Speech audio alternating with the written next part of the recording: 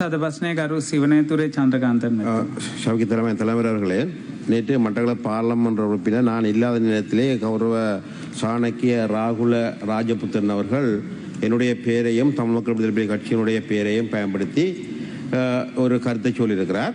அந்த கருத்து இன்று ஊடகங்களை பிரதானமான இடத்தை பிடித்திருக்கிறது. உண்மையிலே இந்த கௌரவ பாராளுமன்ற உறுப்பினருடைய முதிர்ச்சியற்ற தன்மையை காட்டுகிறது.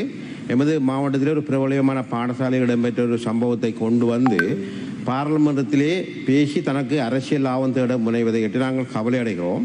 அவரு கௌரவ அமைச்சர் சுஷில் பிரேமச்சந்திர அவர்களே, இதே ஒரு பாடசாலையில் இடம்பெற்றிருக்கிற சம்பவத்தை எப்படி நேரடியாக பாராளுமன்றத்தில் உணர்ந்து பேசுகிறாரோ அதுக்கான அறிக்கையில் இடப்பட்டதா என்பதை நீங்கள் ஆராய வேண்டும்.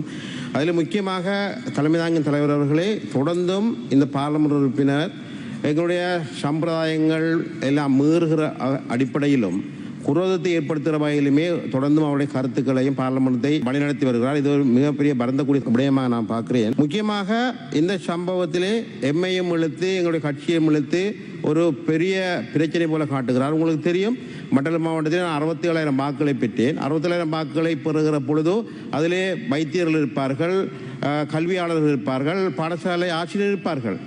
அந்த அடிப்படையிலே சம்பவம் இடம்பெறுகிற பொழுது முழுக்க எங்கள் தலையிலே சுமத்துவது போல விடயங்களை ஏற்படுத்துவதற்கு மீண்டும் நான் கவலை தெரிவித்துக் கொள்வதோடு இதிலே சம்பந்தப்பட்ட சரவணபவன் என்கிற ஊடகவியலாளரும் மிக கடுமையான கவனம் செலுத்த வேண்டும். நீங்கள் யாழ்ப்பாணத்திலிருந்து வாழ முடியாமல் மட்டக்களப்பு வந்து வாழவதை நாங்கள் மகிழ்ச்சி அடைகிறோம்.